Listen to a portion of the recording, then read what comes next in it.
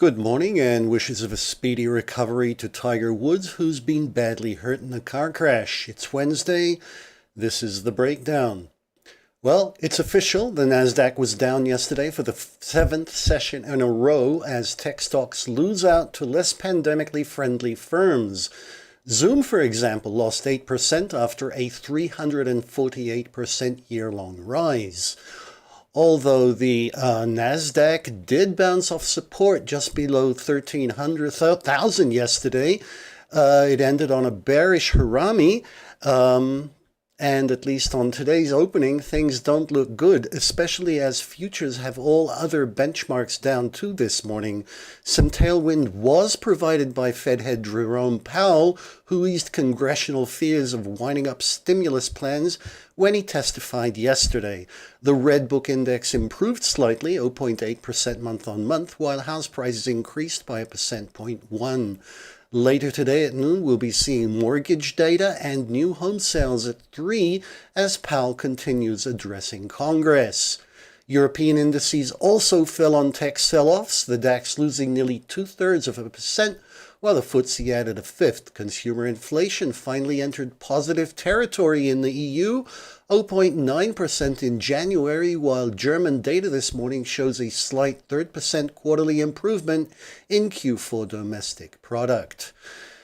Chinese markets continue south, led by the A50's 3% plunge, taking the Hang Seng with it. This as Bloomberg puts out an extremely malicious piece on Hong Kong police being trained to march in Nazi-like goose steps. Even the Nikkei overnight lost over 1.5%. Bloomberg is also reporting that China is starting to address its $5.2 trillion credit market.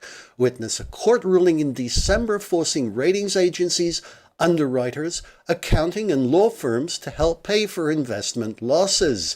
That'll be an interesting story.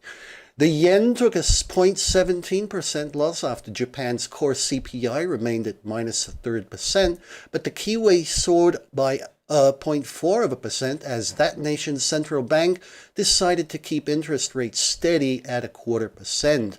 On the New Zealand US dollar pair, we seem to be looking at some profit taking up top, but we're just below the week's first resistance point. Cross that and 74.32 should be our next target. In commodities, we're seeing oil pounded by yesterday's million-barrel increase in API stocks.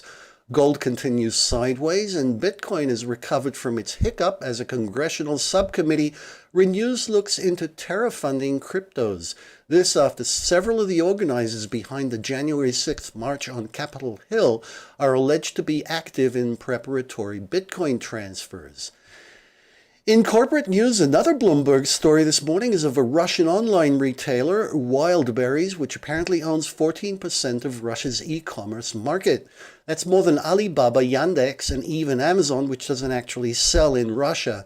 But Bezos should watch out because Wildberries is now operating in France, Germany, and other European countries. Home Depot yesterday reported a 25% year-on-year rise in Q4 sales, $32 billion, enabling a 16% rise in earnings per share. Macy's, meanwhile, suffered an 18.7% loss in sales for Q4, which was still better than expected.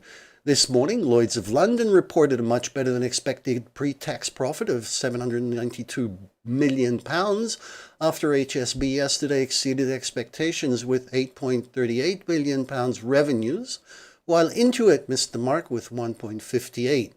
Today we're looking out for NVIDIA earnings, Bookings.com, and Viacom CBS. Well, that's all we have time for, I'm afraid. Come back tomorrow and we'll see what Thursday has in store.